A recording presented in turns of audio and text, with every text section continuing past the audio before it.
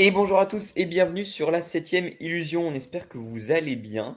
On continue de notre côté les records, même en été, même en juillet. On a parlé de gros blockbusters type Superman, F1, etc. Mais cette fois-ci, on se retrouve pour parler d'un film peut-être moins blockbuster, mais qu'on attendait tout autant. Et cette fois-ci, encore une fois, je ne suis pas seul, je suis avec Jules Melon et Albator. Coucou, ça roule? Bonjour. Ça va? Hein. Vous allez bien ou pas? Ah, Ouais, super. On se On va retrouve essayer pour de parler d'un nouveau sortir film. de, on va essayer de sortir de ce cauchemar qu'est Eddington. Mais cauchemar dans quel sens? Bonne question.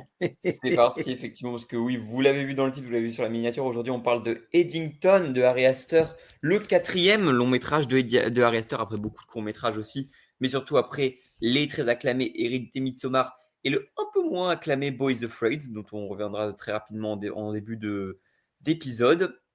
Mais écoutez, tout d'abord, est-ce que vous aimez Ari Aster? Qu'est-ce que vous attendiez d'Eddington? Parce qu'effectivement, Ari Aster s'est mis en avant déjà par ce truc que j'aime pas beaucoup comme disons, comme appellation, mais le elevated horror, qui est globalement un horreur politique, mais bon, comme devrait être chaque film d'horreur. Mais donc, avec ça, il est monté un peu en flèche, notamment avec Midsommar, qui est, je pense, son film le plus populaire. D'ailleurs, j'ai réussi à tuer le running gag autour de Midsommar avec Jus en fin d'année dernière. Mais écoutez, qu'est-ce que vous attendiez de ce film-là? Écoute, Jus, t'as qu'à commencer. Et qu'est-ce que c'est ton rapport par rapport au cinéma d'Ari Aster? Harry Astor est pour moi l'un des réalisateurs américains les plus intéressants de ces dernières années. C'est pour dire que Midsommar est probablement le meilleur film d'horreur de ces 6-7 dernières années. Enfin, à mes yeux en tout cas. Enfin, horreur psychologique, hein, au sens large. C'est vrai que le terme elevated horror est pour moi un peu galvaudé. C'est plutôt la team A24 avec Jordan Peele ou Robert Eggers. Je sais que Joseph considère l'un comme étant une fraude, mais on ne dira rien. Pas Harry Astor en tout cas. Mais Harry Astor, c'est aussi Hérédité qui était assez flamboyant dans son horreur frontale, avec quelques scènes très marquantes. Et Boys of Fred qui a beaucoup plus divisé, forcément, parce qu'il faisait son autopsychanalyse avec, sur près de 3 heures. Mais en tout cas, je considère que c'est un auteur, pour le coup, un vrai auteur, parce qu'à chaque fois, scénario, réalisation, coproduction, qui continue de faire évoluer sa carrière. Des fois, quand on voit ses films, on se demande s'il va bien. Fait partie de ces réalisateurs, on se demande, ça va, t'as besoin d'aide et tout.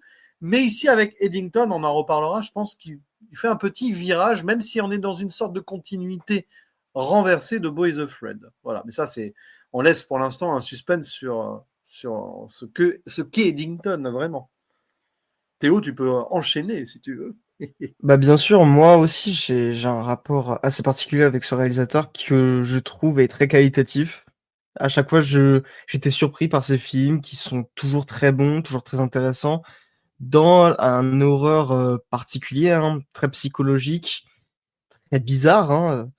On le voit avec Boys of Fred, c'est quelque chose de très, on va dire perché, sans, sans être vulgaire.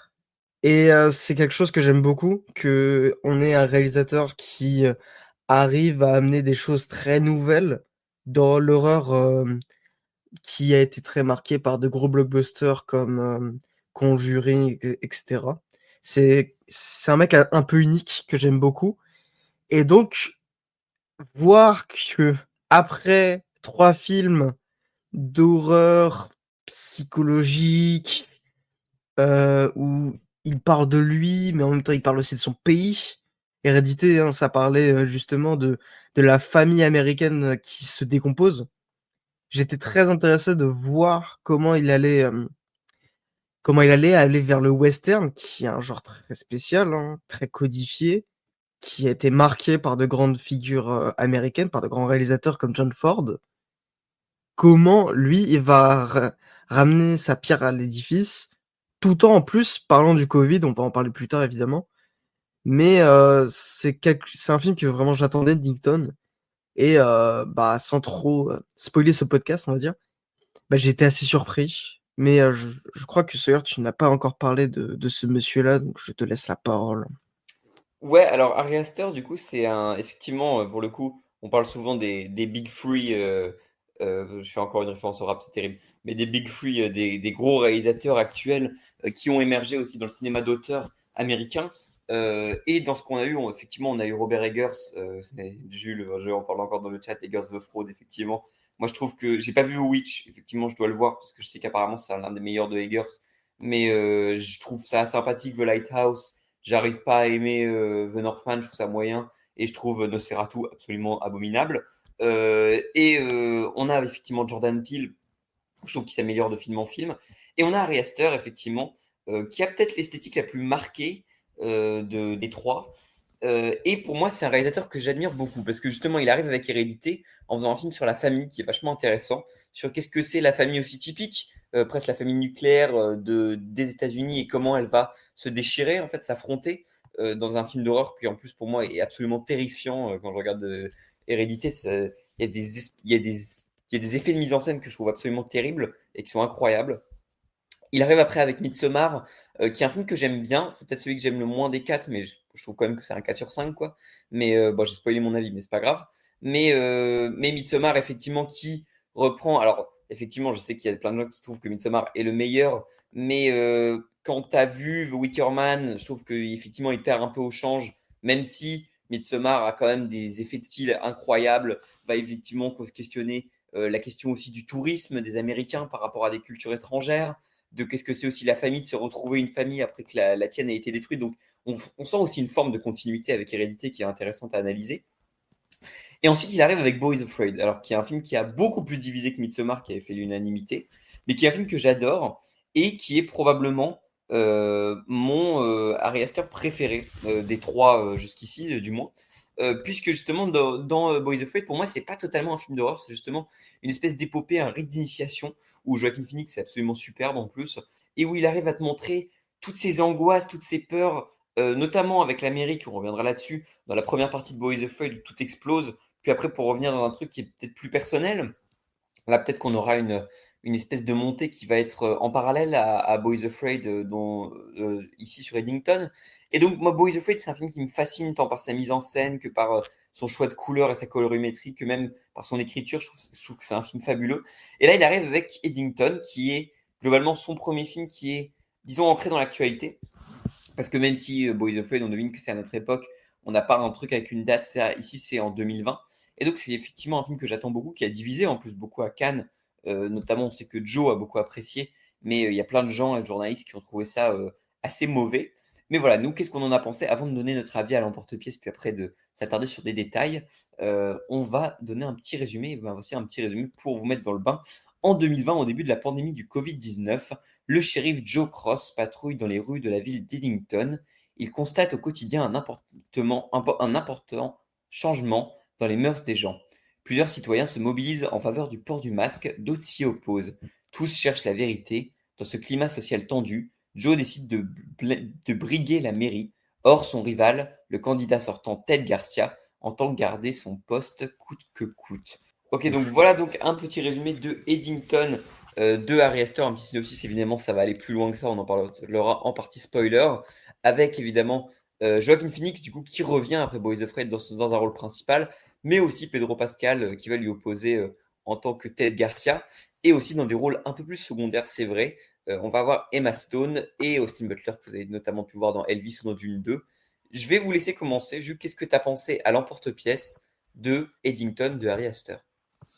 Alors, Eddington, c'est un film très foisonnant, très dense, évidemment, peut-être le plus d'Ari Aster, même si Boys Afraid était quand même assez particulier, mais on voyait on va dire, l'épopée du personnage principal, c'était assez évident.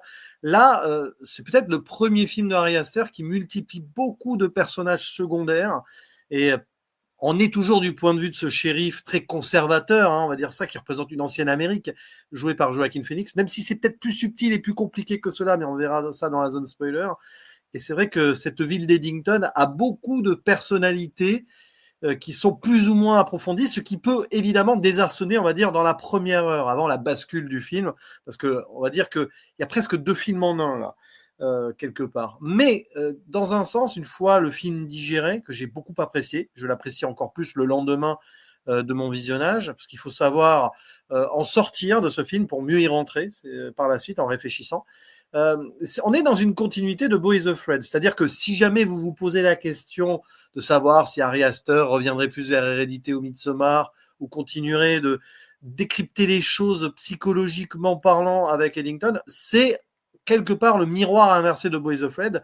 Ici, c'est plus la psychanalyse de lui-même qui fait, mais la thérapie d'un pays, le sien, l'Amérique, qui va très mal. C'est pour ça qu'il choisit aussi le Covid 2020, la crise moderne par extension et tout. Mais il n'oublie pas de montrer que l'Amérique va très mal dans ses divisions. C'est pas pour rien qu'il situe cela au Nouveau-Mexique, dans un western, avec, on en parlera plus tard, des natifs américains à côté, là, qui sont frontaliers à ce comté géré par le shérif Joaquin Phoenix, Joe Joaquin Phoenix, c'est drôle d'ailleurs, il s'appelle Joe. Il y a tout un délire là-dessus. Évidemment, la division par rapport à Black Lives Matter, parce qu'il y a l'époque Covid, oui, mais il y a George Floyd à la même époque aussi, et c'est d'ailleurs sur ce plan-là aussi qui fait démarrer le film en mai, et pas dès le mois de mars, pas le début du confinement, en gros. Donc ça, c'est intéressant aussi. Et donc, cette Amérique divisée qui va s'amuser à déconstruire, presque par cynisme, si on veut, par envie peut-être de tout mettre à plat pour dire aux gens, voilà, moi je pense que mon pays va mal, et il va pas mal uniquement à travers le Covid, il va mal aussi avec les complotistes, etc. Et il épargne personne. Et je pense que peut-être là-dessus, c'est ça qui est important. Il va même pas forcément épargner le personnage du progressiste joué par Pedro Pascal. Enfin, en sous-lecture, on voit certaines choses. Dès le début, c'est questionné avec cette idée du data center qu'il va installer là. On sent le côté, un peu bobo, prog, en mode un peu bienveillant, mais derrière, il veut quand même du pognon, tu vois. Il veut mettre l'avenir de l'Amérique dans Eddington, alors que Joe, lui, c'est le shérif qui est plutôt bloqué dans son passé. Et ici, Ari Aster questionne l'Amérique du présent, bloqué entre un ancrage trop fort dans un passé violent de l'Amérique, et ce présent de facto est violent, et un avenir qui peut-être déshumanise aussi cette Amérique. Et ainsi, il nous fait un anti-western ou un post-western, presque un anti-John Ford, tout en communiquant beaucoup avec ce grand réalisateur qui a parlé de la communauté américaine. Lui, Ari Aster, c'est la communauté, la famille américaine au sens large. Et finalement, on est vraiment dans la droite lignée de ce qu'il a fait avant. Il y a une progression dans son cinéma, en fait. On prend cette œuvre-là, c'est son 4e film, et il va toujours un peu plus loin. On se demande où il ira après, d'ailleurs, parce que là, il dézingue à tout va. Comme je le disais en off à Hugo hier, c'est un petit peu le Quentin Dupieux américain, mais tellement différent dans l'esthétique et dans la durée de ses films, ça en est très drôle. Parce que vous voyez l'accident de piano, par exemple, où c'est très cynique, où tout le monde en prend un peu pour son grade. Là, c'est presque dans la même idée, tu vois. Mais c'est beaucoup plus politique et engagé, je pense, qu'un Pour moi, c'est Quentin presque un film misanthrope, hein. C'est presque un film qui Mais tape bien sur tout le sûr, monde, qui a mais plus d'espoir pour l'Amérique. il est un petit peu misanthrope quand même, à travers la famille, à travers les communautés, à travers l'Amérique. Ari Aster, Mais c'est pas nouveau. notamment on va pas rentrer dans les détails, mais notamment sur sa conclusion sur qui c'est Ouh qui là là, gouverne vraiment l'Amérique et qui c'est qui est la figure, en fait, même physique, qui gouverne les États-Unis. C'est assez on en passionnant la reviendra, hein. manière de décrypter cette conclusion. Mais écoute, Toute la ce que conclusion est très importante et bon, on va pas ouais. trop en dire là, mais en effet, ça ponctue le message, on va dire. Même si quand même, il tape sur beaucoup de gens. Donc difficile de voir quelle est son opinion aussi. C'est vrai que c'est presque nihiliste, hein, j'ai envie de dire, hein, même. Mais écoutez, on va laisser parler Albator, donner son avis à l'emporte-pièce. Qu'est-ce que tu as pensé d'Eddington? Bah, je suis assez d'accord avec Jus, hein. C'est vraiment déjà pour moi, c'est une rupture dans son cinéma, même s'il continue justement de parler de la famille, de la communauté. C'est une rupture stylistique, on va dire, puisque là, on a un récit très lent par moment, qui prend son temps, qui montre vraiment qu'est-ce que l'humain moderne à travers justement ce récit autour d'un homme qui est très Trumpiste, on va dire, et d'un autre beaucoup plus démocrate. Si je me trompe pas dans les partis politiques américains, c'est un peu une galère. Et du coup, on a vraiment une mise en place d'un chaos total qui est très intéressant à étudier car il est extrêmement riche et nous révèle tout, tout un pays en fait. C'est une petite ville qui concentre tout un pays avec ses militants, ses conservateurs. C'est un film qui montre le chaos total et qui est un reflet de son époque puisque si on regarde à l'époque du Covid, les États-Unis n'étaient pas vraiment bien entre le mouvement Black Lives Matter, la crise du Covid justement qui faisait énormément de morts, notamment à cause du gouvernement Trump qui s'en occupait pas bien. C'est vraiment un film sur son pays, profondément, là où il n'est jamais vraiment aller. Je disais que Hérédité, c'était un film sur la famille américaine. Et je pense que là, il n'est jamais allé aussi loin niveau politique. Il n'est jamais allé aussi loin lorsque il parle véritablement de chaque type présent dans cette Amérique. Tu le disais, Jus, on a vraiment peut-être un film assez cynique vis-à-vis de tous ces personnages. Là, qu'il rapprocherait de l'accident piano de Dupieux, je suis très d'accord, puisque il n'y a aucun personnage qui est vraiment bon moralement. On montre des militants, mais on les Sauf un. nuance. Il y en a peut-être Oui, un. voilà. Oui, voilà. Sauf un peut-être, mais on les nuance en révélant une sorte de face cachée, une hypocrisie. Voilà. C'est un film que je trouve vraiment fascinant, en fait. C'est fascinant à quel point un réalisateur comprend ce pays-là et crée un nouveau genre de western, on va dire, où il dissèque son pays, il monte ses faux semblants. C'est un grand film pour moi. C'est peut-être le meilleur de sa carrière, sûrement le meilleur de sa carrière pour moi. Mais c'est fascinant à quel point les États-Unis vont mal aujourd'hui et comment ils les filment. C'est presque glauque en fait que Ari Aster filme les USA dans cette position-là, dans ce Ouais. cadre-là. C'est c'est à la fois triste, cynique et je oh la vache. C'est une satire qui a des moments drôles, mais qui n'est pas drôle, qui n'est pas comique par elle-même. C'est c'est vraiment, je trouve, un film triste sur l'un des plus gros pays du monde, mais qui est tourné en ridicule ici, qui est exploité dans son mal, en fait. Et je pense que c'est vraiment grand de faire ça. C'est pas drôle comme film, hein, d'ailleurs. Enfin, quand moi, j'ai pas ri, hein. J'étais plutôt. Je trouvais Ouais, il y a un Il y a ensemble une première pathétique, partie hein. qu'on peut trouver un peu amusante avec le début avec Joaquin Phoenix dans son bureau et ses Ouais, adjoints quand ils oui. dessinent le truc des masques. Il y a un côté un peu comique quand même.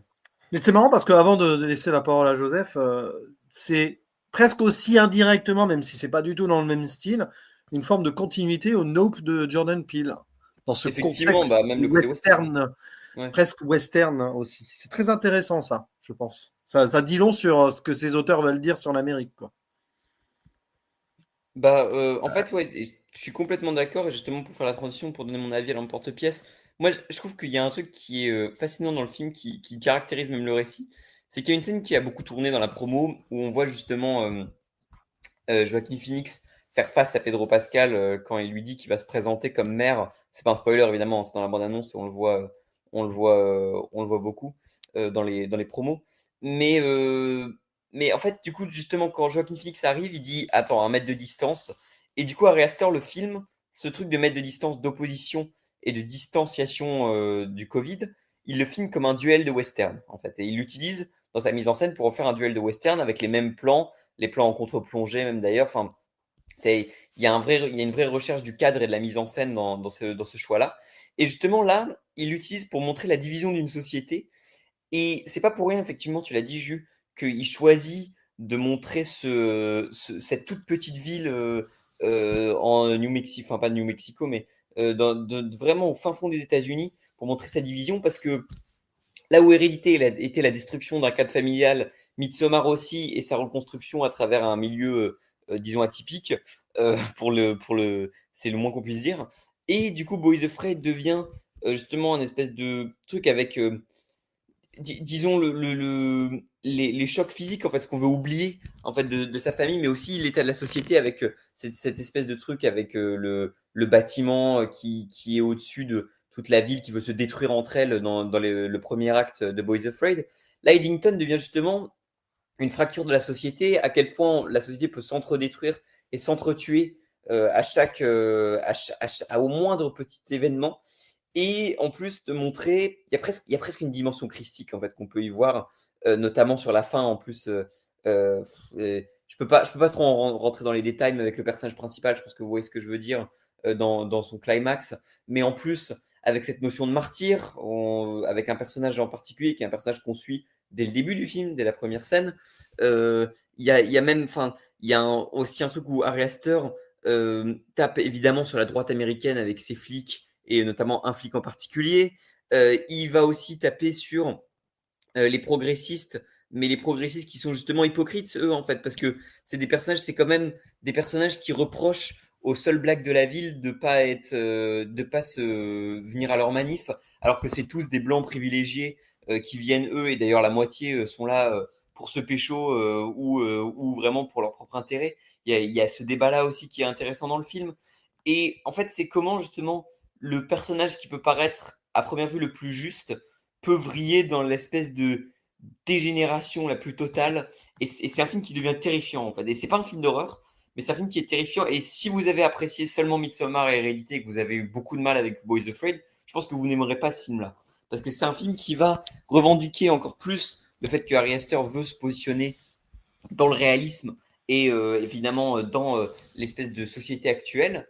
Et à la fin de dire juste, bah, au final, en fait, les dirigeants de notre pays, c'est juste des gens comme ça, en fait. C'est juste, ce serait juste des espèces de radicals qui butent des gens, en fait, à première vue, ou alors des gros complotistes. Et la manière de rentrer et de raconter ça, qui peut paraître très grotesque au début et qui peut paraître très loufoque, en fait, enfin pas loufoque, ça fait positif, mais vraiment grotesque, elle devient tellement pertinente et tellement maligne que, en fait, la satire de la société devient une société réaliste et qui en devient terrifiante au point où même le film a été diffusé à Cannes avant que Donald Trump passe au pouvoir et qu'au final maintenant il devient encore plus Non, signifiant. il y était déjà. Mais effectivement, on peut faire un Il y premier était tour de déjà. table. Moi je trouve que c'est un film qui est passionnant et qui est même assez terrifiant. Et j'ai besoin de le revoir parce qu'en plus j'ai eu la chance de le voir en Projo Presse. Je l'ai vu il y a plus de temps que vous. Et j'ai besoin de le revoir pour capter tous les sous-entendus, toutes les analyses. Mais effectivement, c'est un film très intéressant. Je pense que quand même je préfère Boys Afraid, mais c'est sûrement mon deuxième préféré. En tout cas, ce qui est sûr, ce qui est intéressant, mais on y reviendra dans la zone spoiler, c'est que là où Boys Afraid commence, enfin, on dirait plutôt l'inverse. Là où Eddington se termine, on pourrait y voir le début de Boys Afraid, hein, Oui, dans c'est une un sorte parallèle. d'ambiance de chaos. C'est marrant, les films pourraient se suivre, mais dans le sens inverse. Et quand tu parlais de personnages christiques, j'ai souri parce que il s'appelle Joe Cross, le gars. Hein, voilà, Cross, quoi. Donc c'est quand même une Ouais, mais idée dans même la. dans le climax et tout, c'est pas rien, quoi.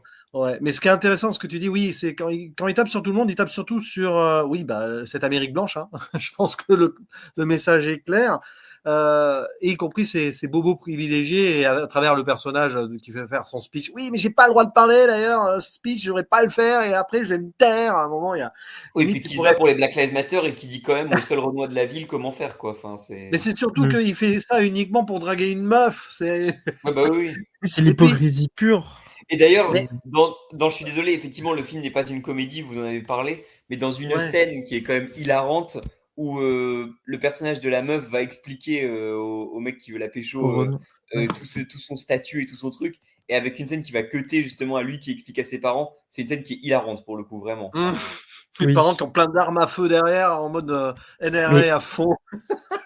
mais d'ailleurs, t'avais parlé d'un truc, Joseph, au tout début de ton petit speech.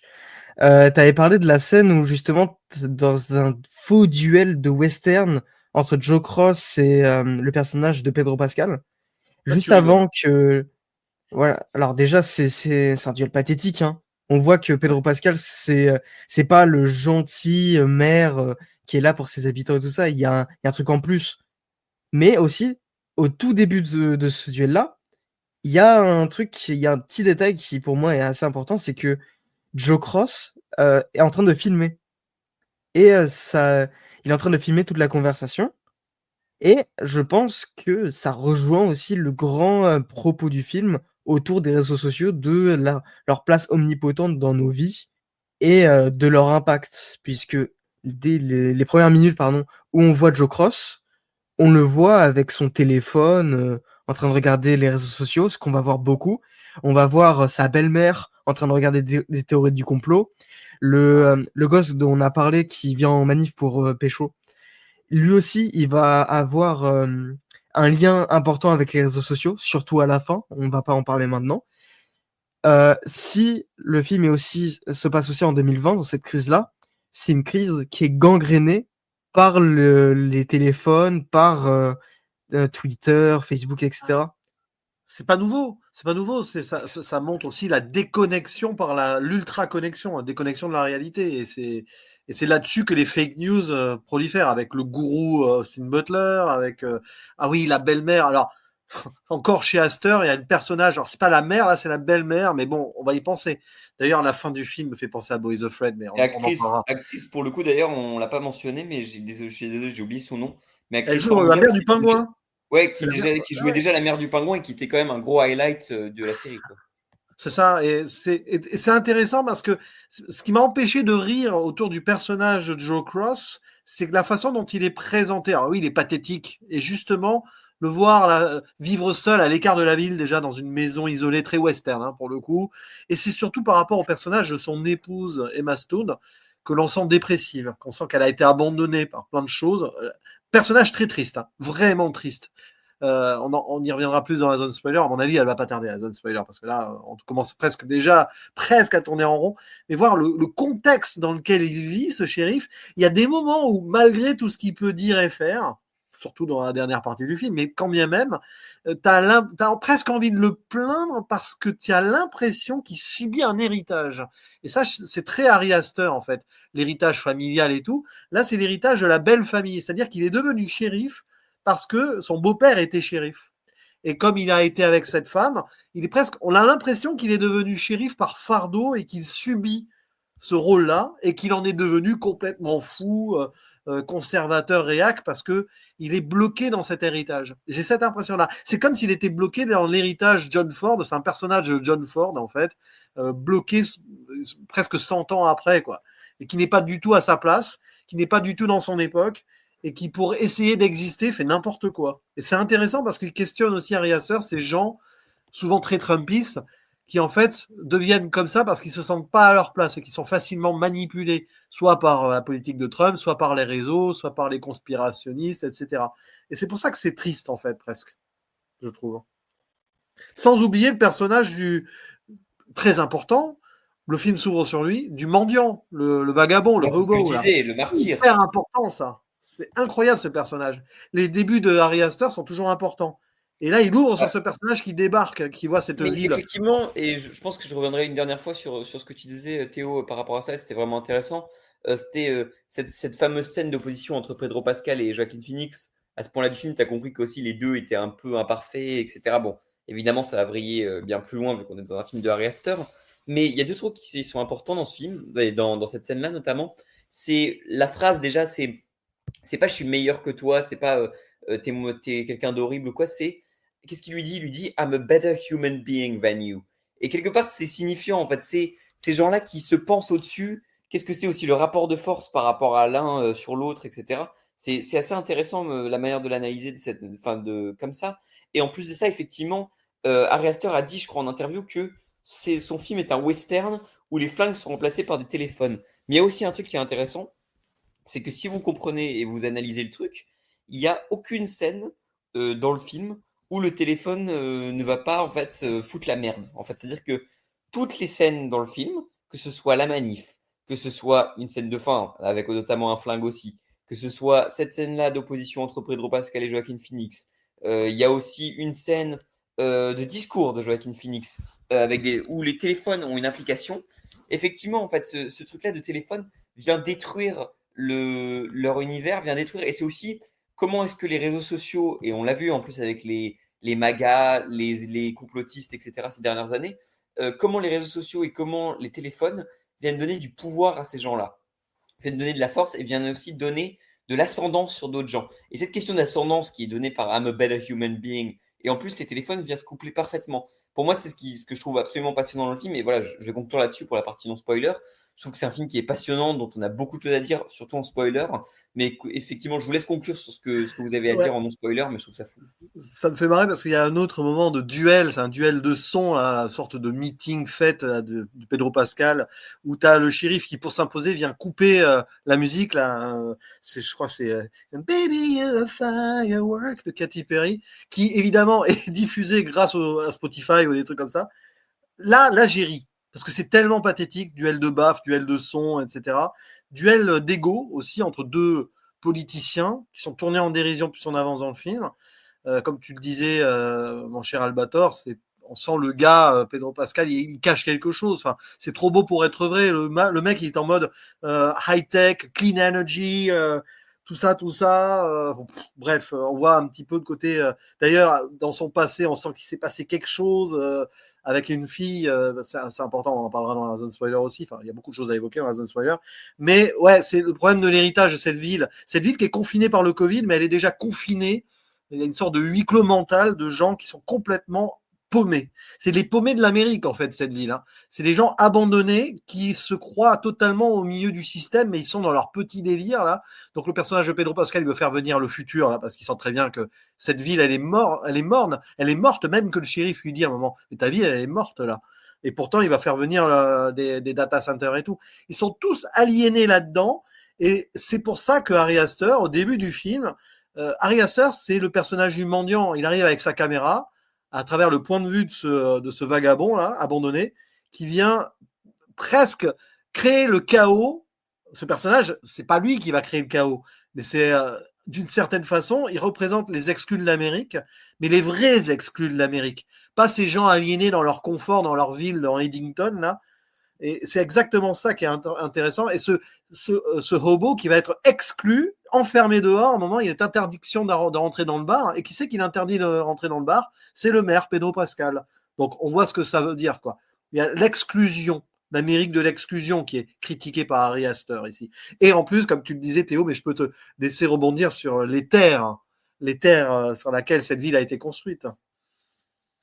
Bah, pour vite fait finir sur le mendiant, je trouve vraiment qu'il représente les oubliés des États-Unis, puisque là, il ne correspond pas à tout le cadre social d'Eddington, il est juste une entité assez aléatoire qui spawn un peu partout, qui terrorise à peu près tout le monde, qui est bizarre et tout ça. C'est vraiment l'oublié par excellence.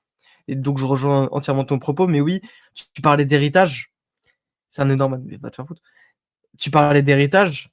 C'est une notion qui se rejoint dans Eddington elle-même, comme tu l'avais dit aussi avec les Amérindiens qui viennent d'un autre comté, je crois. C'est une ville qui a été fondée sur des terres amérindiennes. Donc tous les blancs ici de base n'ont pas lieu d'être, ils sont pas à être là. Et ça, je trouve c'est assez important puisque on a des terres qui ont été déjà violées par, par une colonisation. Je suis pas très sûr du mot, mais on va laisser parce que ça marche bien. Par une sorte de colonisation qui a tout anéanti pour ne laisser que le blanc et voir des blancs se battre pour l'égalité entre les races, notamment avec entre les couleurs plutôt, notamment avec le mouvement Black Lives Matter. C'est vrai, ça rejoint toute l'hypocrisie de l'Amérique dont il parle. Et j'ai failli faire une transition. Mais tu sais Théo, l'invasion américaine, hein, oui, c'est ça, la colonisation, et qui a été déjà critiquée, questionnée dans Midsommar. Hein. Il voulait s'approprier les lieux en pissant sur le tronc d'arbre et tout, le personnage de Will Poulter. C'est pas nouveau chez Ari Aster aussi. Hein. C'est intéressant, ça. C'est intéressant. Bah, c'est tout l'héritage dont il parle. Hein. C'est hérédité. C'est l'héritage entre les trucs bizarres de la grand-mère jusqu'à la fille qui va être la première impactée par ça. Il y a cet héritage dans Midsommar là. Et dans Boys of Red, l'héritage, il se trouve aussi avec le père qui donne à Beau des trucs très bizarres. Mais là, je pourrais pas vraiment bien en parler parce que ça fait longtemps que j'ai vu le film. Grosse testicule. Voilà. Traumatisme pour moi. C'est. Voilà.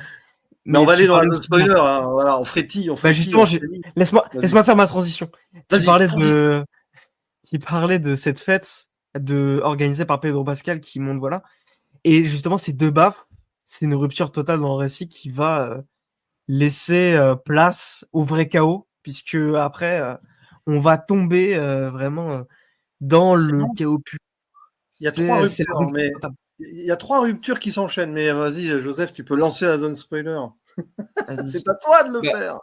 Effectivement, le truc qui est vraiment intéressant en plus de ça, c'est dès le début du film, on a cette figure justement, je disais en partie non spoiler, mais de martyr avec effectivement ce SDF qui va être, alors que tous les personnages, entre guillemets, faux progressistes, vont clamer le fait d'aider tout le monde, que c'est pas bien, machin. Et c'est un mec qui va être dans le fond, en fait, pendant la première partie, et qui va être ignoré, en fait, qui va être complètement rejeté ou ignoré, en fait, pendant tout le film, et qui va effectivement être un martyr, puisqu'elle va être la première victime du film, ce sera pas la dernière, mais celui qui va se faire flinguer, d'ailleurs, innocemment, quoi. Enfin, Ça y est, nous y sommes, spoiler en fait. Hein, voilà. Oui, bah Ouais. évidemment, mais tu m'as dit lancer la spoiler, donc Oui, voilà. c'est vrai, c'est vrai. Mais voilà, donc moi, c'est la figure du martyr qui est vraiment intéressante. Et en plus, toute cette figure christique, effectivement, avec la fin, où le personnage de Joaquin Phoenix va techniquement se faire tuer et va revenir, on peut plus ou moins dire revenir à la vie, en fait, parce que c'est un personnage voilà, qui revient complètement amoché et tout, hein, mais voilà. Et en Ah, plus, d'ailleurs, tiens, puisqu'on parle de ça, à votre avis, c'est qui essaye de tuer le personnage de Joe? C'est pas évident. Hein. Le film, il veut essayer d'être flou là-dessus. enfin, pour moi, c'est personne, hein. Enfin, Ah, c'est juste. Ah, Dans bah, quel dans point le tu veux film, dire? c'est dit que dans le film, c'est dit que c'était des gens qui sont avec le mouvement Black Lives Matter, mais ouais, qui eux mais ont pris les armes.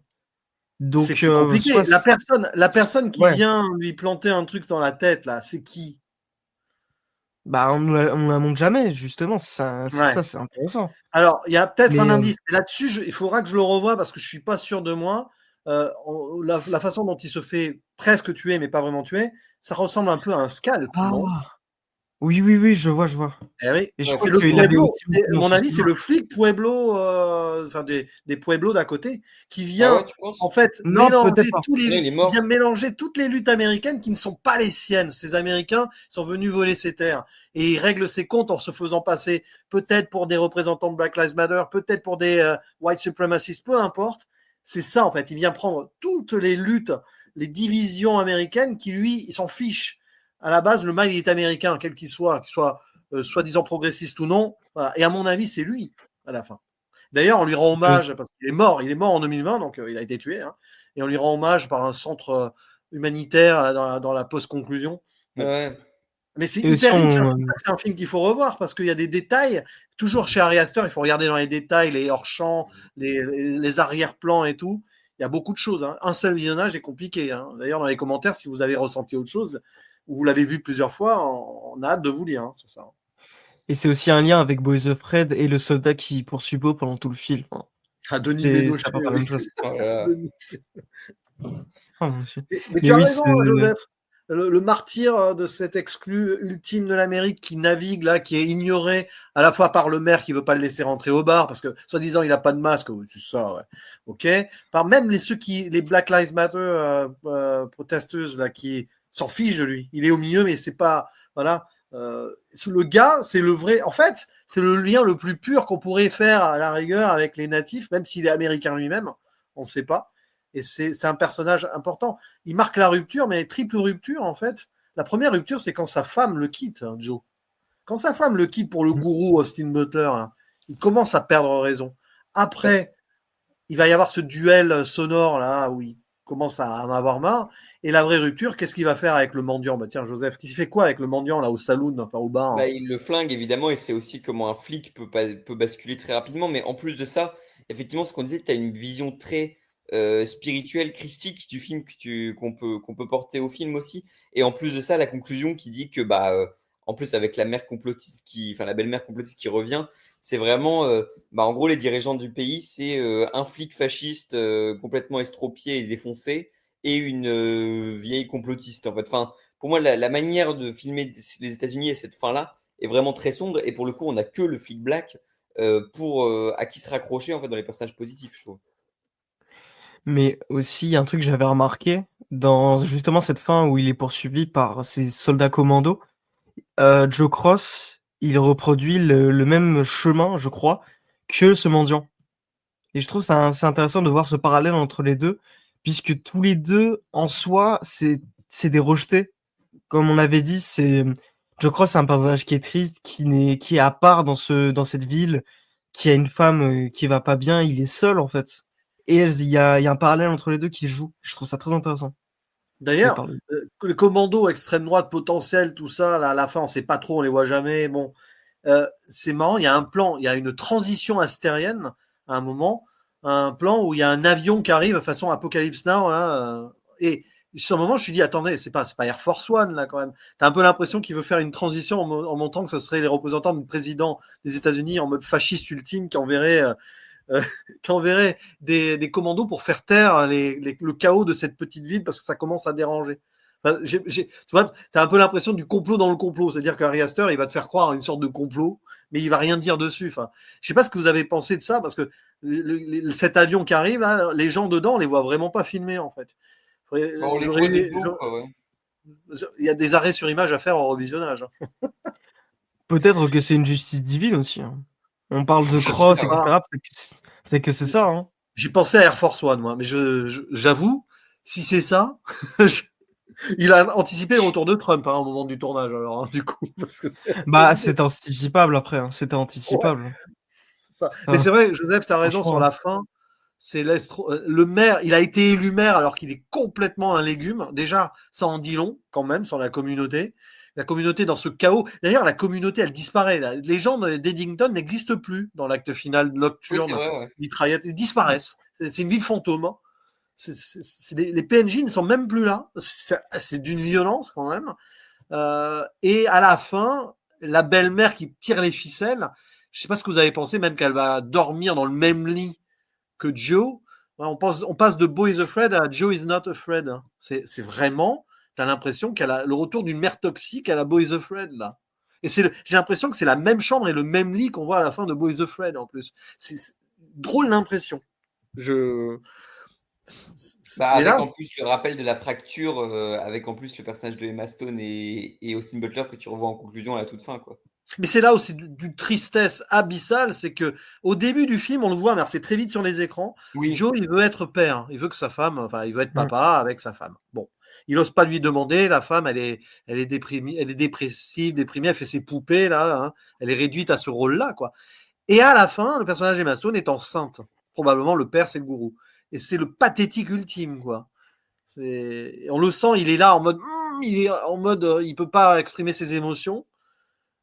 C'est violent, quoi. En plus, il regarde du John Ford à la télé à côté. John Ford, film Young Mr. Lincoln, qui présente l'idéalisme absolu. Bah, on en est très loin de cet idéalisme voulu par John Ford de la création de la communauté de l'Union américaine. Là, John Ford est dézingué dans ce film, mais c'est d'une violence. John Ford détesterait l'Amérique d'aujourd'hui, et je pense qu'il aimerait beaucoup Eddington s'il était en vie. Je pense aussi, ouais. Mais avec cette belle-mère, il y a tout aussi. On renforce le pathétique, le mec. Et là encore, il peut pas faire ses décisions, il est pas libre, il est encore seul. Et il y a que elle qui profite de lui, on va dire, pour faire ses bails à côté, quoi. Elle le manipule. Et là encore, Joe est seul, il est pathétique. Et vraiment, il y a tout un truc avec ce Trumpiste shérif pathétique le plus possible que Ari Aster nous montre, qui est fascinant parce qu'il montre toute une partie de l'Amérique qui n'est pas logique en elle-même, notamment au niveau des choix qu'il fait, c'est pas logique du tout. Le mec est perturbé mentalement, qui montre parfaitement l'état de l'Amérique actuelle. Joe Cross est en lui-même un chaos, un chaos émotionnel, mental, qui est fascinant à étudier en fait. Et il est à l'image du film, il est fascinant. Crucifié par l'Amérique, Cross.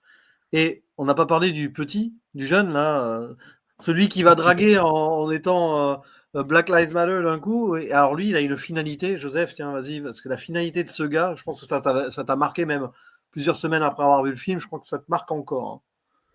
Hein. En plus de ça, le fait que le personnage devienne un espèce de... Si je me souviens bien, c'est qu'en gros, il devient pro-gun avec une espèce de famille où il devient super American Way capitaliste. Enfin, c'est bien ça. C'est le héros. C'est le héros à l'américaine à la fin. Ouais, c'est ça. Hein. Ouais. En fait, il revient aux origines, en fait, parce que il est d'une famille pro-gun à mort. On le voit là, cette scène drôle où il dit on est des privilégiés blancs, et le père il dit mais ta gueule, tu es blanc avec toutes les armes en fond. On a bien compris, ça vote très Trump tout ça.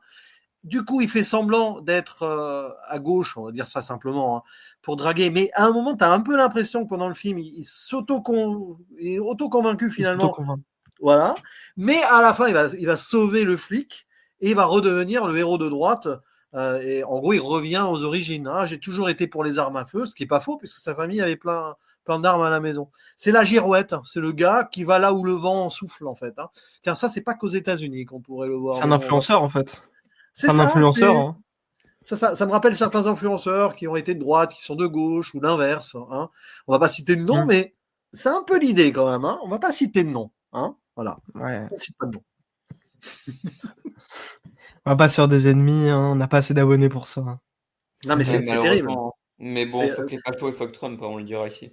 Ouais, voilà. toujours. C'est le marketing absolu. C'est-à-dire que là aussi, là où le vent tourne, le data center, machin, tout ça, hyper progressisme, high-tech de la ville, ça a été repris en possession par la belle-mère complotiste et donc le maire légume trumpiste, hein, quand on y pense. Ils ont repris l'héritage de du personnage de Pedro Pascal, quand même. Hein. Alors que Joe Cross le condamnait, il disait que c'était de la merde et tout ça, il voulait revenir à une Amérique hors de tout ça. Mais c'est là où l'argent va. Là où l'argent va, les idées vont. Tu vois, c'est un peu ça l'Amérique, hein, en vrai. Hein. Donc, le capitalisme. Bah, c'est ça, pour le coup. Parce que Pedro Pascal ou Joe Machin, ça revient toujours à la grandeur de l'Amérique, hein, au final. Hein, donc, c'est cool. La liberté, parce que la liberté, elle revient souvent. Hein. Ah, la liberté. Qu'est-ce que la liberté?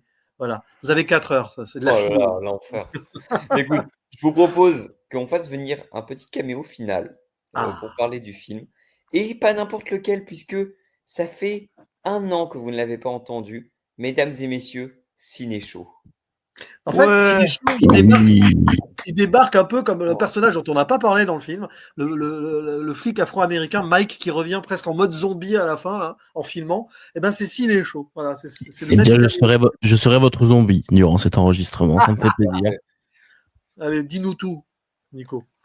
Bien, écoutez, déjà, ça fait plaisir de revenir une fois de temps en temps quand même. Ça fait franchement très plaisir. Moi, le film, je l'avais vu d'ailleurs avec Sawyer. On était à la même projection donc il y a 1 mois. Donc moi aussi, il faut que j'essaye de me remémorer tous les souvenirs que j'ai du film. Mais ce qui est sûr, c'est que c'était des très bons souvenirs. J'ai vraiment beaucoup aimé ce Eddington et je pense même que c'est dur à dire parce qu'il a quand même fait beaucoup de films que j'ai beaucoup appréciés, Ari Aster, mais je pense que je l'ai préféré à Boys Afraid, bien que je l'avais aussi beaucoup aimé celui-là.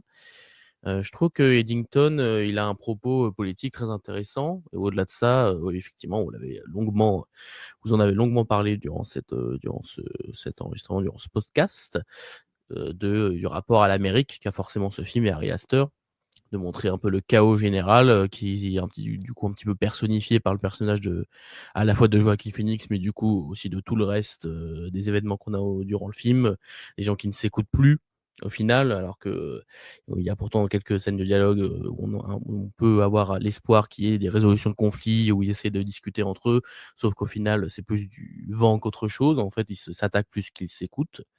Et c'est sûr que j'en avais parlé avec d'autres personnes, parce que maintenant que le film est sorti, il y a d'autres personnes qui l'ont vu et qui étaient un peu moins convaincus par le film, qui trouvaient que c'était des propos un petit peu déjà vus, notamment sur tout ce qui était les réseaux sociaux qui séparent la société plus qu'elle ne les rassemble, etc.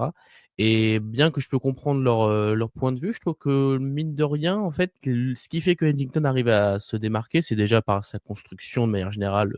Les films d'Ari Aster, je les ai toujours trouvés très cool parce qu'ils sont toujours très surprenants, très pertinents.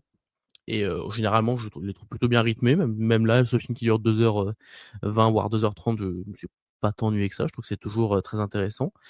Là, ce que je trouve intéressant, c'est qu'il rajoute le côté du Covid.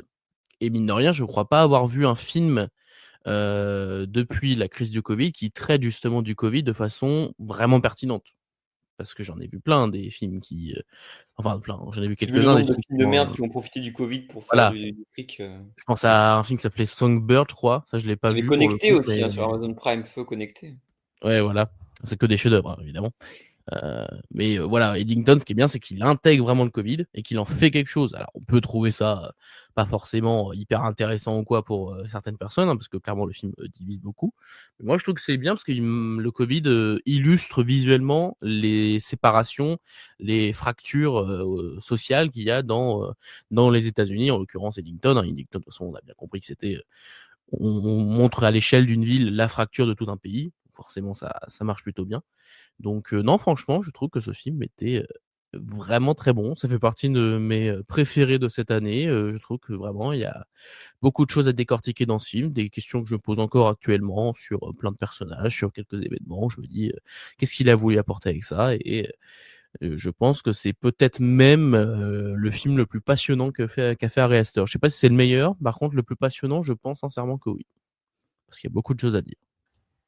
Et vous On l'avez a fait d'ailleurs.